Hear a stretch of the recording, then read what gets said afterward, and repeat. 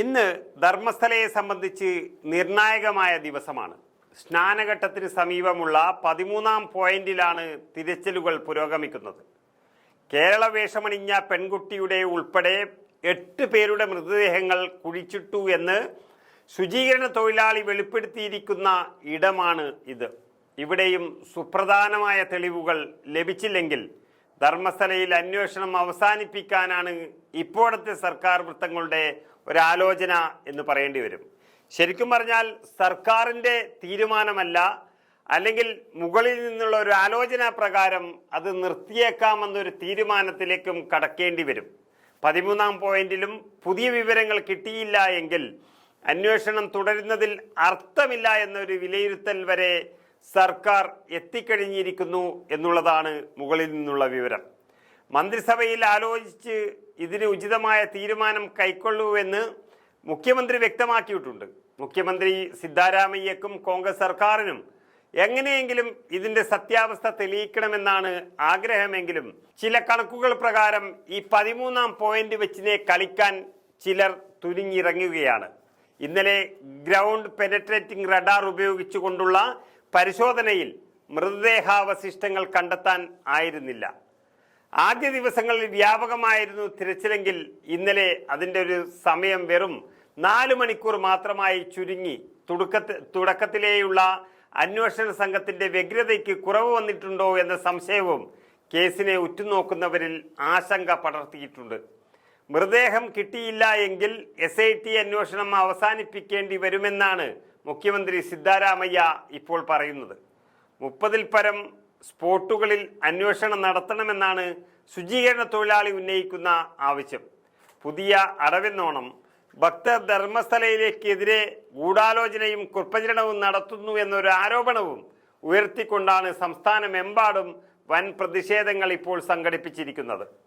ബൽഗാം, ചാമരാജനഗര, ചിക്കമംഗളൂരു, കലബുറഗി, മൈസൂർ, തുംകൂർ എന്നിവിടങ്ങളിലാണ് ഇത്തരത്തിൽ ഇന്ന് പ്രതിഷേധ പ്രകടനങ്ങൾ നടന്നിരിക്കുന്നത്. ഇതിഹാസ ധർമ്മ മണ്ഡലത്തെ ദോഷകരമായി ബാധിക്കുന്ന തെറ്റായ പ്രചരണങ്ങളാണ് ഇവിടെ നടക്കുന്നത് എന്നും അപവാദങ്ങളും അപകീർത്തിപ്പെടുത്തലുമാണ് നിലനിൽക്കുന്നത് എന്നുമാണ് കപടഭക്തി വേറുന്ന കൂട്ടരുടെ ആരോപണത്തിൽ പറയുന്നത്. ഇതിനു പിന്നിൽ പ്രവർത്തിക്കുന്നവർക്ക് ആരാണ് സാമ്പത്തിക സഹായം നൽകുന്നത് എന്നാണ് ഭക്തരുടെ ഇപ്പോഴത്തെ ചോദ്യം. ചിക്കമംഗളൂരുവിൽ മാത്രം 2000-ഓളം പേർ പങ്കെടുത്ത പ്രതിഷേധത്തിൽ സ്ത്രീകളും കുട്ടികളും കർഷകരും ഉൾപ്പെടെയാണ് അണിനിരുന്നത്.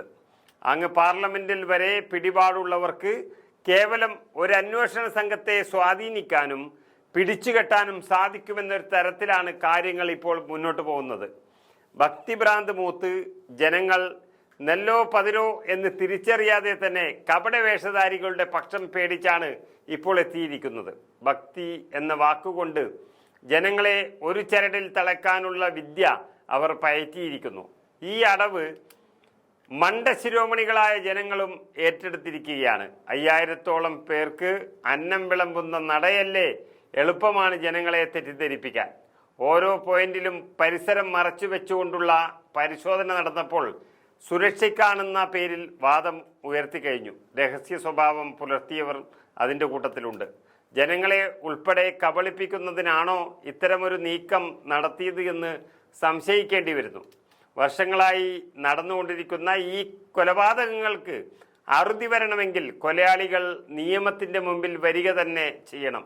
പക്ഷേ സ്വേച്ഛാധിപത്യത്തിൻ്റെ ഭീതിയിൽ അമർന്നിരിക്കുന്ന ജനത പലതും കണ്ടിട്ടും സ്വന്തം രക്തബന്ധങ്ങൾ മുറിഞ്ഞുപോയിട്ട് പോലും മൗനം പാലിക്കണമെങ്കിൽ ഉൾഭയം എത്രത്തോളം അവരിൽ കെട്ടിക്കിടക്കുന്നു എന്നാണ് മനസ്സിലാകാത്തതേ ഉള്ളൂ. ഈ കേസ്, അതിലെ തെളിവുകൾ, ലഭിച്ച അവശിഷ്ടങ്ങൾ ഇവയെല്ലാം പണത്തിൻ്റെ പിൻബലത്തിൽ മായയായി തീർന്നാൽ ഒരുപക്ഷെ നമ്മൾ നോക്കി നിൽക്കേണ്ടി വരും. ധർമ്മസ്ഥല എന്ന നാടിനു വേണ്ടി ഇനിയൊരു വിടുതൽ ഈ ഭൂലോകം നിലനിൽക്കും കാലം വരെ ഉണ്ടാവുകയില്ല എന്നതാണ് സുനിശ്ചിതം.